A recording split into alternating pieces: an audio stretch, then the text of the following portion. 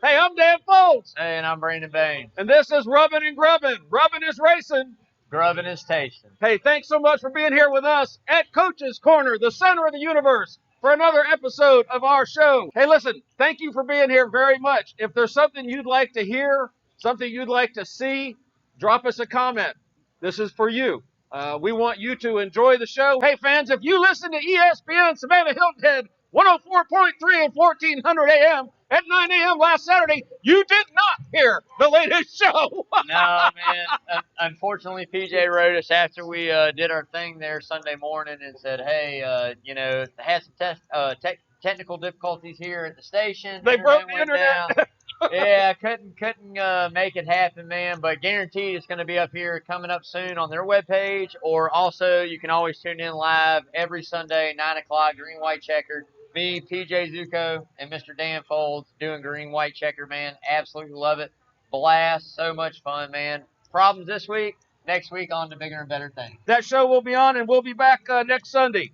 So I got to hear a rerun of our show. Yeah, That's what it was. It was a rerun. Yeah, man. Good, that worked out. NASCAR news. On a sad note, Hall of Fame engine builder Mr. Maurice Petty passed away on Saturday. He was the first engine builder inducted into the Hall of Fame and the brother of Richard Petty. His knowledge of engines was instrumental in helping his brother and other drivers become great racers.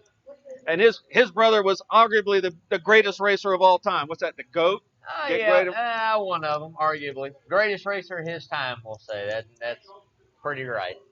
Rest in peace, Mr. Petty. Yeah. We appreciate you. You got to look at it like this, Dan. I mean, that man not only, kind of changed the game in the way you build your engines or the things you do, but there again, for the technology at the time, way ahead of the time. Right. Very smart mind, used what he knew and used what he had to make the best of what he did. And obviously it paid off big time. So yeah. Big kudos to that, man. Instrumental name and man in the sport. So. I was an Army aviator. In Army aviation, or military aviation, the pilot is kind of the point of focus. And it's similar to in NASCAR, the driver is the point of focus. Right. The driver is the visible embodiment of the team, of the sport, and everybody kind of tends to look at the driver. But in Army aviation, the pilot is just one small piece in a complex teamwork puzzle. And the mechanics, the guys who service the aircraft, whether it's a helicopter or a jet or a submarine, those guys are absolutely essential. And without them, the shit don't go. That's it, man. And without Mr. Maurice, the shit didn't go. And so, Mr. Maurice, thank you for your service. And if you're a crew chief, a team member, if you jump over the wall, you're one of those over-the-wall warriors, yeah. We salute you.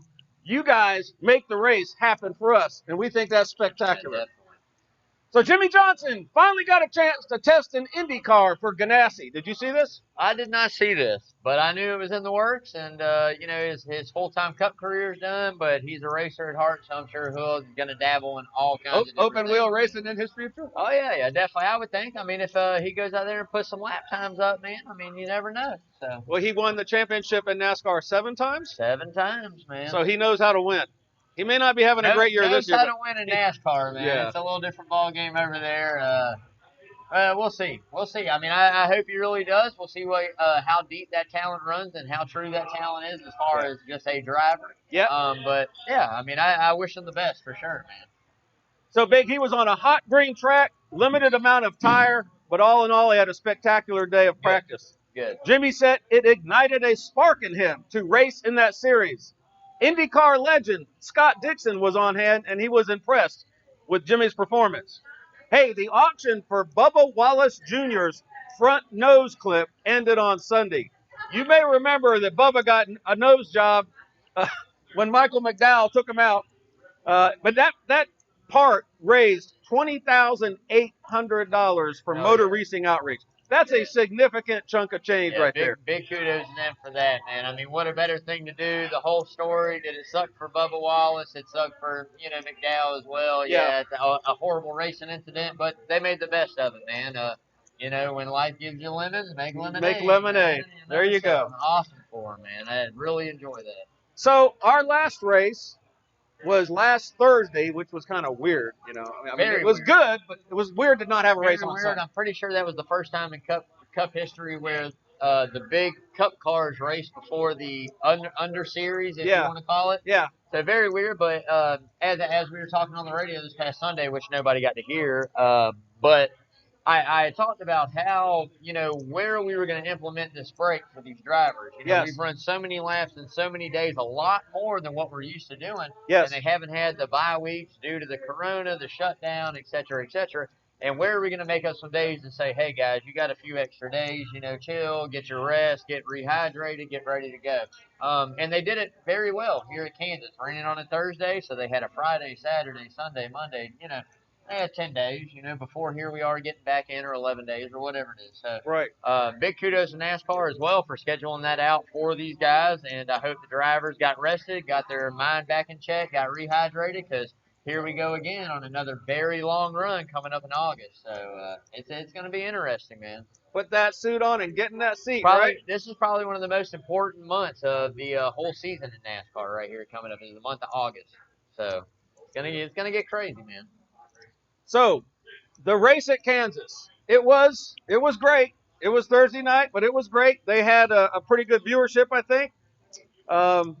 Great tight racing by the leaders, 11 cautions on the night, and they had another exciting finish. Big, I'm starting to grasp strategy as I'm watching this, and I'm listening to you and listening to LB. So now, when a guy goes in and he gets a splash and go, just gas, right? So he's not going to have the new tires, and I understand the tires make you go about 2 seconds a lap faster. Oh, depending on where you're at, but yeah. But you give up. Well, here's the whole thing. Here's what it boils down to.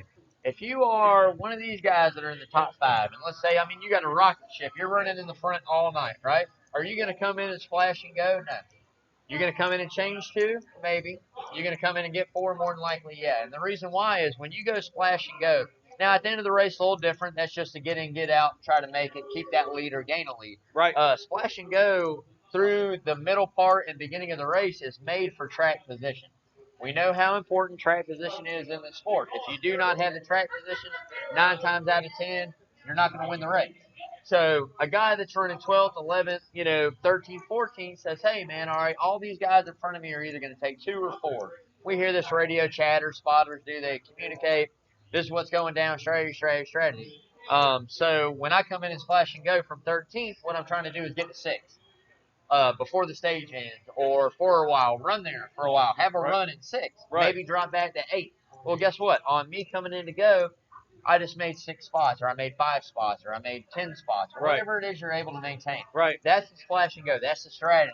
So, but with that being said, what gains you in that short interim hurts you in the long on the longer. Right. So if we come down to a race, and here we are, and Harvick and Hamlin's got 4 brand new tires, and there's 15 to go, and you are on this long run, 6 seconds out ahead, and your tires are 30 laps older than they are, and bam, caution falls. You're going to give up first place and fall all the way back to, say, 12th, 13th and restart on newer tires? Or are you going to try to stay out against tires that are 20 laps fresher, starting right behind you, no gap? Right. So, like I said, it just all depends on how you play the game, what your strategy is for the race. You'll hear a lot of crew chiefs say we break it down. It down backwards. A lot of them say we break it down from the finish to the start, not from the start to the finish. Right. Can't predict the cautions other than the 3. That, by the way, is how you plan a military mission. Right. Other than the stage ends, you cannot predict the cautions, so you don't know what's going to happen. But at the end of the day, if you want to win, you've got to be willing to take that chance to put your car up there if you are not a top 3, 4, 5 guy. Right. So that's where it comes from, man. It's fun to watch these guys with their strategy, and I was pissed off when Fox stopped doing the races. And I wasn't happy with the NBC guys, and I got to reverse course and say that I'm an asshole because these guys, these NBC guys, they're doing a great job. I mean, Jeff Burton's accent, Mr. Burton, but he's knowledgeable. These guys are knowledgeable. That guy Letarte, he is knowledgeable. These guys are fun to listen to. They're doing a great job, and Junior is fun to listen to. Oh, yeah, yeah. I'm enjoying it now. Very informational, you got a driver, a crew chief, and another driver. So you got guys that, and an owner. You know what I mean? You got guys that have been in the sport, raced the sport, know what they're talking about. Yeah. But Kansas itself, man, I've been there personally about 4 times. My uncle used to live about 20 minutes down from the track, him and my Aunt Dana. Yes. So we would all fly in, the Bain crew, go there, drive the RV in, had a terrace spot above the turn in 3 and 4. Yes. So it was a really cool view. You sat on top and watched the cars, from above. Yeah. Very, very cool. Loved it. Never got to see it reconfigured, but let me tell you, this is one of my favorite racetracks, man. I love Kansas. I love Miami. I love Chicagoland. That form of racetrack and what NASCAR brings, what Cup Series brings, is absolutely amazing, dude. Yes. It is that guy that gets out on that short run and has short run speed, and then these guys that run that high line or the middle or whatever, and they start gaining that time back over time, overlaps. Yeah. Man, I love it, dude. It's always good. The restarts are just absolutely insane. So it's great, man. It's one of my faves. Cool. So BK, Brad Keselowski, or Bad Brad, continues his incredible run in the Cup races. His second place at Kansas, 12th top 10 in the last 4 races. Yeah. I mean, you got to look at it like this. Harvick's on a streak as well right now. Harvick has 6 consecutive top 5 finishes. So think about that for a minute. Like I said, we talk about it all the time. The sport is very streaky. It's about who's hot and who's not. Right. I mean, obviously, we've all known he's hot, but Kevin Harvick had an incredible run with his 6th consecutive top 5 finish. And another thing I'm learning from watching this, and as an Army aviator and a medevac pilot, I make mistakes. I made a mistake today. Right. Make mistakes all the time. When these teams make mistakes, you can just see it. It's like mistakes on a football field. Oh, yeah. You can see them. They're working their butts off, and they're getting in a good position, and then somebody screws up and they make a mistake. And it's all for naught. And then you put the driver at the back of the pack. We had a driver who went through the blend line too early, got up onto the track too soon. At Texas, yeah. Yeah. Harvick kind of did it too. They didn't kind of for that. Tires getting away from him. There was a penalty for an uncontrolled tire. Jimmie had a couple uncontrolled tires, too many men over the wall. Shit, so. Yeah, I mean, I bet you they do. You think they're doing after-action reviews? Like, you think they sit and watch video? Oh, yeah. No, they have a whole trailer or a compound or wherever they're in Charlotte, wherever they're at, that reviews every single car coming down pit road. Okay. Your speed, your RPMs, tires, everybody. It's under video review, everything. Just like instant replay in any other sport. Yeah. The one thing I will say with NASCAR is sometimes it's a judgment call. And it's a very judgment call in NFL, but hey, if I throw a flag for pass interference and it's kind of reversible, it's going to get reversed. Now, if I say, hey, tire violation, 9 times out of 10, guess what? Well, that's a tire violation, whether I was right or wrong. So. I wasn't thinking about NASCAR reviewing, although that's a good point. Yeah, I'm thinking about the team reviewing their performance. Oh yeah. They like do they go Monday morning and every stop. Oh, dude, every stop. Sit down and let's talk about everything we did. This is not like some guys that are on your pit crew that just go home after the race on Sunday and hang out till Thursday and come back to the shop. Hey, high five. No, these guys train like any other professional athlete. I've tried it firsthand. I can tell you right now. These guys, air wrenches, they're top dollar.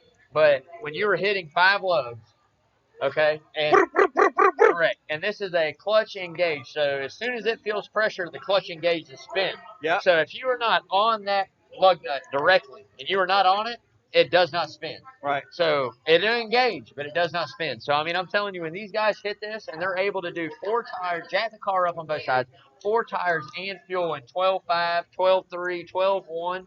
Come on, dude. You're 4 guys. You're talking top-notch athletes. And that orchestra was brought to you by the Wood Brothers, man. So there you go. It's really neat, and that's a big key. But the best thing about that is on any other sport, when you give it that big play, Are they going to come back to you? Yeah, they're coming back to you for what? Redemption. Yep. Right. So guess what? NASCAR, you make a bad stop, your pit messes you up. Guess what? You're going to have another one. It's redemption time. Do it right. Get it right. Yeah. Go.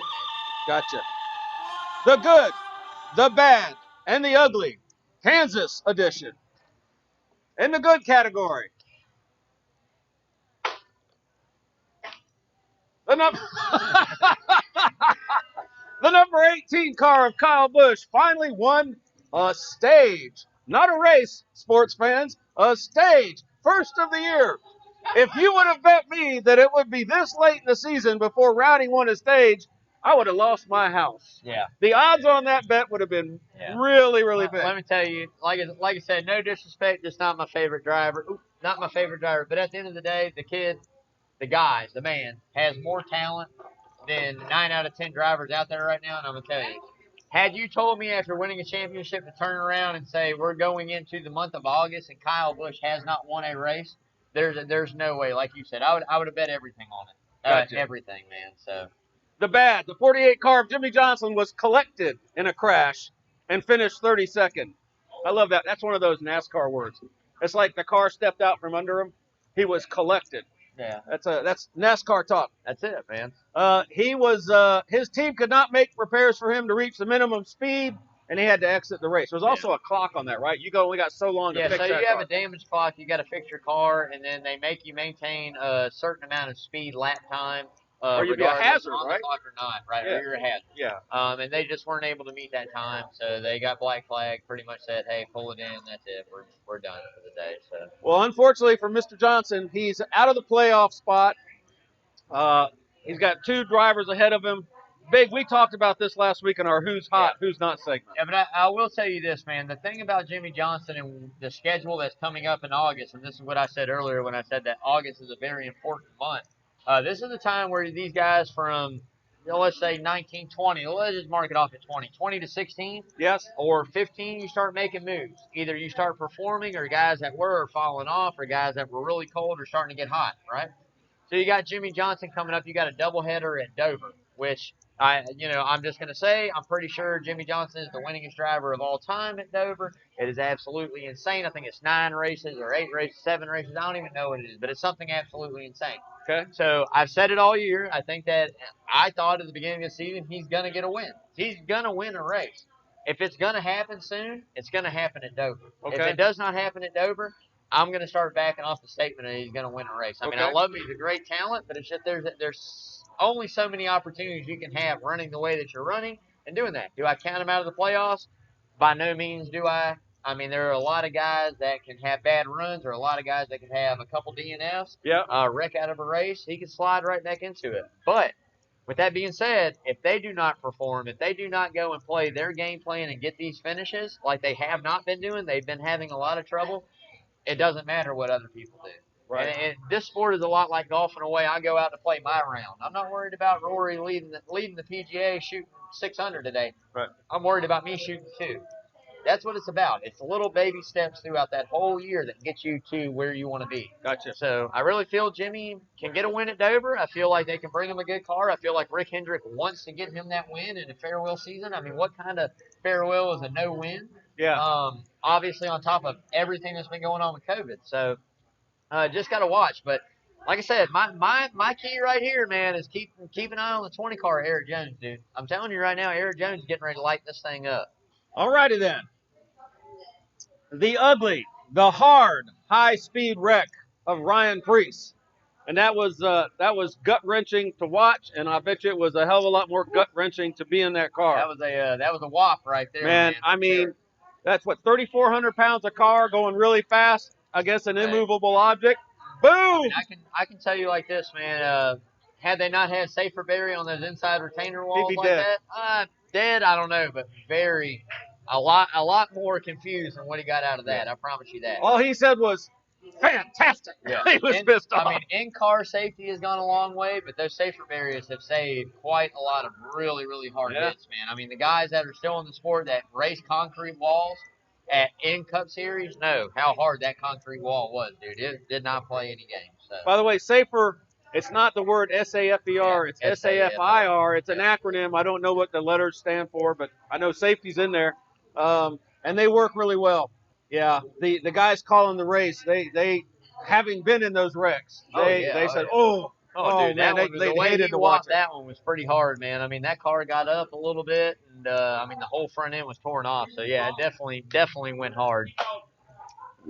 Checkered flag for charity. The series best 5-time season winner Denny Hamlin in the 11 car wins Kansas. That's another $11 to the Ronald McDonald House right here in Savannah, Georgia. Our total so far this year is $801. Yep. Hey, guys, drop by and donate your favorite driver's number in dollars. Hey, if you like the 19 car, come and drop $19 in the bucket. This is for a good cause. Help us with this great local charity. I hope you never have a child at Memorial Hospital. I hope you never have a child at Memorial Hospital. And if you do, and you are not a person of means, and you don't live here, the Ronald McDonald House will be of immeasurable comfort to you.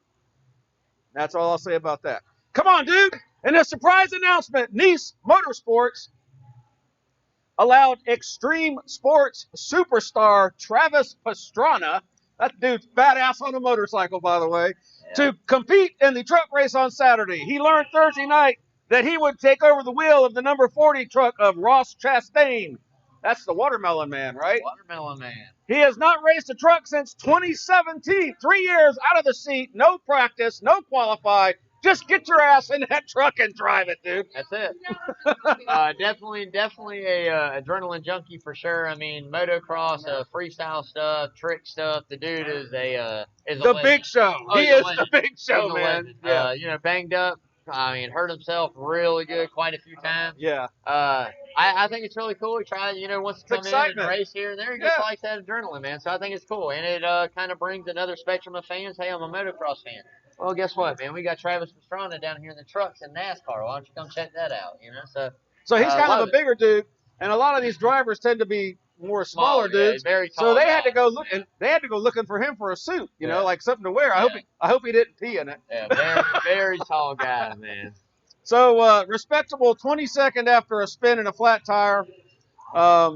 He took a bunch of ribbon because he was driving a Chevy, but he had his rally car helmets branded by Subaru. Come on, dude. You're in a Chevy wearing a Subaru helmet. Hey, he did a lot of apologizing. I watched him racing that a little bit. In fact, there's some of that up there right now, I think. And he was apologizing, saying, guys, I'm sorry, but you know what? No apologies necessary, sir. After 3 years, you go ahead and get yourself back in a car. I mean, that's just spectacular. Yeah, fun, man. It was good for NASCAR. Yeah, damn right. Cheers to our beer-loving brother from another brother, Mr. Excitement, Mr. Clint Moyer. Clint Moyer. That's okay, John. It's not going on the carpet. He finished 14th, but that was good enough to move his team. You messed me up when your beer poured out. Far right turn. That was alcohol abuse. Brad Daughtry is back broadcasting for NBC's NASCAR coverage. Brad, who is an African-American, was a UNC basketball standout, and he played for 8 years in the NBA for the Cleveland Cavaliers. Brad is a lifelong NASCAR fan. In his playing days, he wore the number 43 as a tribute to his idol, Richard Petty. That's pretty freaking cool right there. He also owns JTG Daughtry Racing. He's a team owner. Yeah, quite a few years now, man. They've kind of started to build that program up a little bit. I want to say it's the 3747. I'm pretty sure his cars, right? 3747. So Stenhouse and McDowell has had some success on the scale that they race at. I think a great car owner, man. There again, diverse. He's an African-American male that's in the sport that owns cars that loves racing, man. So I think it's awesome. That just goes to show you how far the roots of NASCAR spread throughout. It doesn't matter ethnicity. Yeah. Great guy, man. I think it's absolutely amazing, man. And like I said, he's established himself. He went from, a 30 to 35 type team up to 20 to 25, even better sometimes. So these guys are awesome. Great guy, man. Great team. Our $5 side bet last week revolved around the finishing position of the number 8 car of Tyler Reddick, a young upcoming star, being compared to Cale Yarborough. So I went out on a limb, because I don't know anything about NASCAR, and said, he's going to win the race. Brian Mack said second place through 14th. Big had 15th and higher. Lawrence Bennett said he would wreck out. So Tyler finished a respectable 13th place. Brian, you win the bet, but it's all going to the Ronald McDonald House. Put it in there. Load it up. Got it, Big Daddy. Those didn't go in your pocket. What was that? Live action at the Foxwood Resort Casino 301 on the Magic Mile at New Hampshire Motor Speedway on Sunday. Yeah. Hey, New Hampshire Governor Chris Sununu will allow 25% of the track capacity, or about 20,000 fans for the event. NASCAR has prohibited drivers and personnel from visiting and bars or restaurants in New Hampshire. Big, where will Clint Moyer get his post-race beers? Man, let me tell you.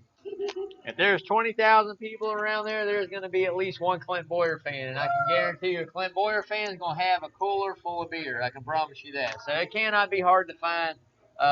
Absolutely love it. We were talking earlier, Dan. Cannot wait to see this guy in the booth. It's only a matter of time. Couple years down the road. He did so good with iRacing, remember? Yeah, I mean, Gordon's going to go on to do things for Hendrick Motorsports and be the voice of Hendrick, the head of Hendrick. Let Hendrick kind of enjoy his years with his family and do his thing. Yes. So you're looking for a personality that has experience and a personality. It is Clint Moyer, man. So you'll see him on Fox here real soon, up in the booth, constant for those races that they cover, man. And I wish him nothing but the best, man. I love him as a guy. A very, very funny guy. He is cool. I would love, man. Clint, come to Coaches. All your beers are on me. Hey, fans, by the way, if you do come here to watch the race on Sunday, your first beer's on me. Clint, come to Coaches. All your beers are on me. All right. Sunday, August 2nd. At the New Hampshire Speedway. It's going to be 3 p.m. It's going to NBC Sports, NBCSN Sports Now. That's in Loudon, New Hampshire. I don't know. Am I saying that right? Yeah, Loudon? Loudon, yes, sir. All right. That track's been in business for 30 years. The founder of the track, Mr. Bob Bear, recently passed away, and we send our condolences to his family and friends. Yeah, that track almost went away there for quite a few years, and the same guy, Mr. Bruton Smith, that owns Atlanta and Texas, and I think 16 or 12 total NASCAR track, bought that track and brought that back and reestablished Saved it. Yeah, he did. He I don't know how much he owned, if he owned full or if he owned part, but he did buy that track to save that, being in NASCAR's 36 races. And what's the prize? What's the trophy like? Oh, the trophy's a lobster, dude. The trophy's like the biggest lobster you ever seen in your life, man. That is New Hampshire, right? Loudon the lobster, Yeah, huh? are you kidding me, man? That thing is ginormous, dude. All right, so Rusty Wallace, and if you're a kid, you may not remember him, but he used to be the deal. Rusty Wallace won the first race in July 11th, 1993 at this track. Jeff Burton has won at New Hampshire 4 times. And Also, Kevin Harvick. Hey, hold on now. Also, Jeff Burton is the only man to lead it green to checkered. He led every single lap of a race at New Hampshire. So it was kind of a boring race then, right? I'm pretty sure I watched that, because I don't know where Gordon finished, and I'm pretty sure he finished pretty high. But, yeah, for sure. And so Harvick has won 4 times as well. Yeah. And then you mentioned Hamlin's won 3. Hamlin's won 3. So Harvick's won 4. Burton's calling the race in the booth. Yeah. So I know there's going to be some chemistry there. I mean, Kurt Busch has won 3. So quite a few guys have won 3, just depending on what years. Kyle Busch, I'm pretty sure, has won 3 times there. Just depends on what time frame you're looking at. We're talking about this year, 2020. So my pick for the race winner, because I know he's got some attitude, is going to be Kevin Harvick. And who's your top 5? My top 5, I'll run it down. You can split this either way you want to. I've got to go Kevin Harvick, Denny Hamlin being number 1, or number 2. That's just what it is. I don't know. It's a 50-50. I cannot pick one. They're both very talented there. Both one with 3, one with 4, one with a better finish, one with more wins. Very close. Number 3 for me is going to have to be Brad Keselowski, man. You've seen the way he's been running the past couple weeks. The guy is on fire right now. He's getting the finishes, putting himself in position to win that race. Number 4, I'm going to have to go out and look at Martin Truex Jr. This is a bigger Martinsville, as we speak, if you will. It's got a little more banking, mile, a little bit longer, a little bit more high speed, but race is very similar. We're looking to roll the center of the turn and pick it up off the turn. We want that bite. We want to go off the turn. Martin Truex absolutely dominated that 2/3 of that race at Martinsville, 1/3 of that race at Martinsville. Another guy that's going to show up here has led the most laps in the past 4 or 5 years, but has not gotten that win. Look for it. That's going to be number 4 on my list. Number 5's got to be Logano. There again, as I mentioned to you earlier, if you're looking for a dark horse guy, somebody that's kind of probably off the radar just due to the way they've been running, it's going to be Kurt Busch for me. Won there 3 times. If that team can give him a halfway decent car, pull him in, get him off the trailer, going good with no practice, no qualifying, he has a very good shot at leading some laps and maybe winning that race. So, did I just hear you mention Logano? Oh yeah, man. Logano's first win ever in a Cup race Hampshire. was at New Hampshire in 2009. Oh, I know. Rain short. Gotcha. 20 car. Okay, so mailbag question: who is going to replace Jimmie Johnson in that 48 next year? You want my money? You want my bet on it? I'm going to bet on that 20 car. Eric Jones is going to replace Jimmie Johnson next year. Brad Keselowski's had too good of a year at Penske. That's another name that's been brought up. Austin Cindric. If you're going to bring it up, you got to steal him from Penske there again. Yep. I just don't think there's any room to move up in Penske right now. I don't think that Gibbs is really expecting what Eric Jones has done. I think he expected more out of him. Yeah. If Rick Hendrick can talk to Eric Jones and get him to come over, I think that's the best fit. I love Brad Keselowski. I think he's a great race car driver. He's proven champion, winner.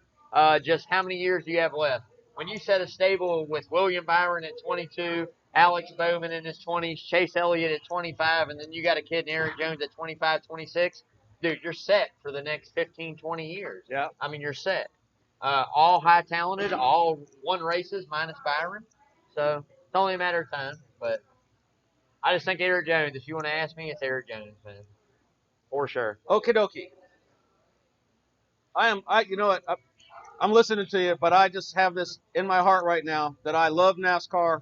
I love the decisions they're making. I love that none of those guys are getting on their freaking knee when they play the national anthem. I love what these guys are doing. It's spectacular. Drivers, I am very proud of you. And I'm no famous person. I'm a retired night stalker. I'm a Chinook pilot. I went to combat for my country, and I freaking appreciate that you are not doing the things that other people are doing. And that's what I'll say about that. Hey, thanks, fans, for liking this show, being a part of it. Like, share, submit questions. Follow us on Facebook, Twitter. It's Rubbin and Grubbin. Rubbin-Grubbin at Twitter and our YouTube channel. We talk about two things here. Actually, we talk about a lot of things. Talk about quite a few. Including cold beverages. Quite a few. But, hey, before we get on to that, real quick. Go ahead. $5 bet for the week. Oh, yeah. I'm sorry. $5 bet for the week. I don't know who wants to get in. Anybody can get in.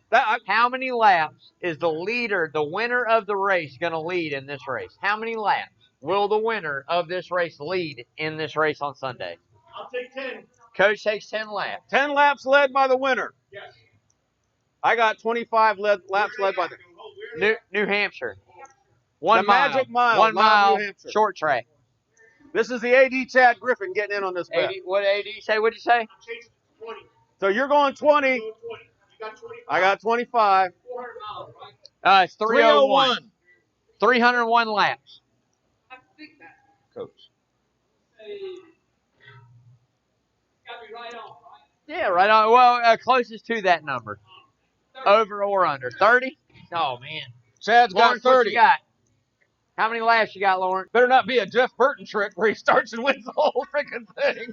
You say 3? Okay. LB says He's 3. got 25. We got, what did you say, 30? 30? 20? You want me to pick first? I'm going to say the leader leads 94 laps. Bold. Very bold. That's what you call a big statement right there. 94 laps. 94 laps, man. 18. You heard it here first. I'm telling you. He took you on the Brian's low, got Coach. 18. He All right, pinned- that's our hey, bet. Coach, You got- he pinned you up pretty tight right there. 31 for Got it, another 31. $5 from the Ronald McDonald's house. Adam's got 31. I like it. Man, you guys, I'm telling you, you guys left it all to me. Anything over 94, I'll take. Man, you guys. 69. Mr. Bennett. I love it.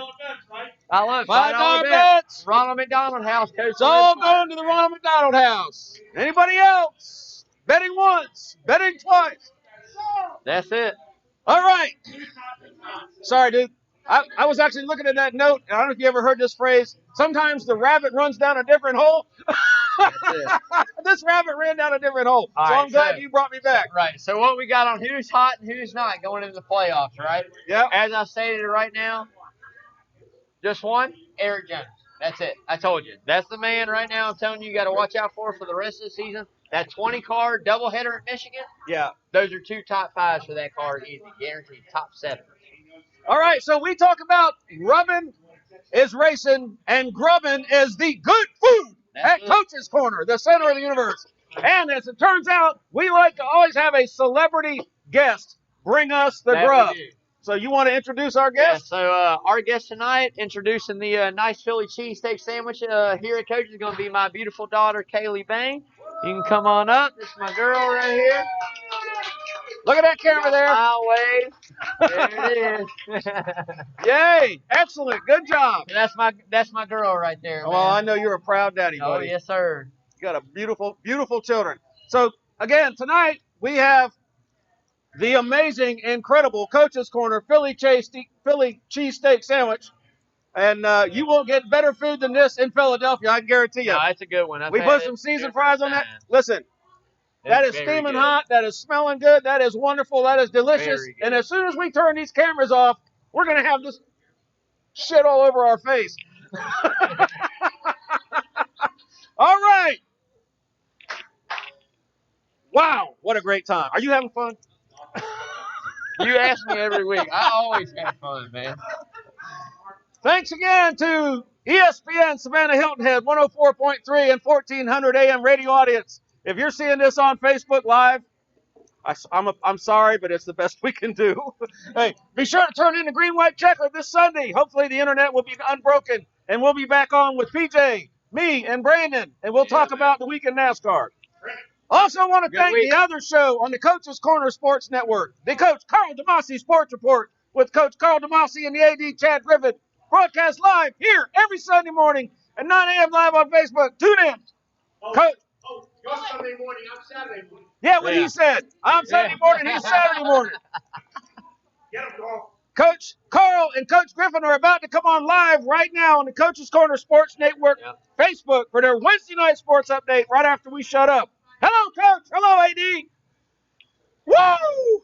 More thanks to our fans in Coach's Corner, the center of the universe. Hit like, share. We'll see you next week for a huge double show. I'm Dan Foulds. Hey, I'm Brandon Bain. Another big thanks out there to John Henderson and Dale Henderson for letting us do this every single week. Absolutely love y'all. Thank y'all for what you do for the community. And until then, y'all be safe, mask up, wash your hands. What fun.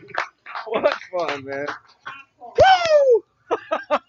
Yeah, that was pretty fun. Oh, Lord. Oh, you know, heat tonight, eh? No, hey, it's What's going on here?